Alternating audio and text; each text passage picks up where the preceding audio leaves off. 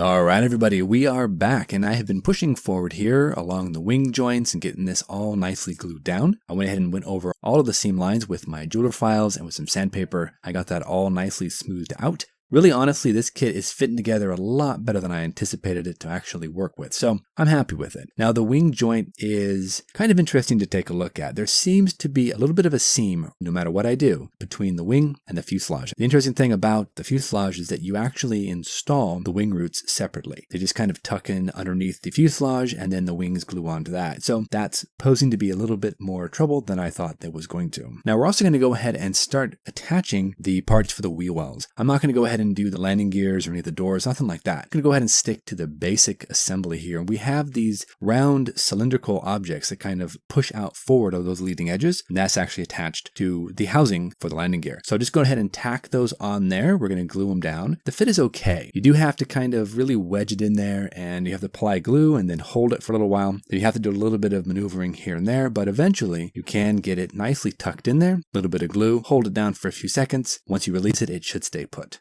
Now that we have the wings attached, we have the tops of the wings glued on, we have the inside of the wheel wells glued in, we've got the front of the landing gears done as well. Now we have to go ahead and shift our attention over to the back of the tail. Now the back of the tail actually has about 3 or 4 pieces we need to go ahead and glue together and then attach them. And I've been noticing a few interesting things I want to go ahead and point out. If we look at our references, we notice that the rudder has a bit of a trim tab on the edge of the bottom of that rudder. And we can see it quite detailed here in our references, and that is represented on one side of that rudder. Unfortunately, if we flip that over and look at the other side, it's not here. We're going to go ahead and have to add that and just scribe it into the plastic. Shouldn't be too hard to do. I'll grab some Dymo tape, grab my pin vise, we'll score that all in there, and then we'll move on. We'll get everything installed, get that tail wheel installed, make sure the tail planes are nice and level, and we'll see how we go. So back into that time lapse, guys, let's push forward. Let's get these last steps finished up.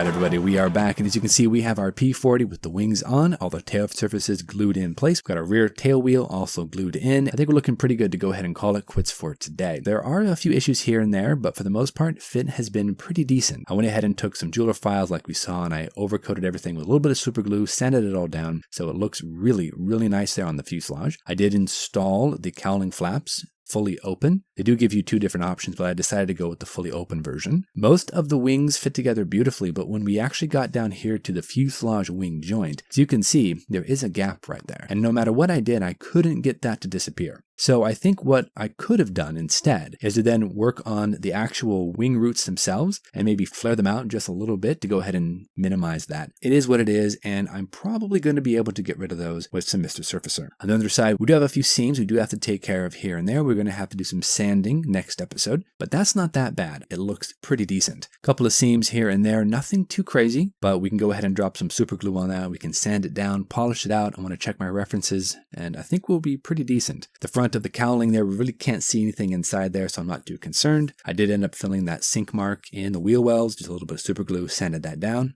So I'm happy with it. I think we are really moving along.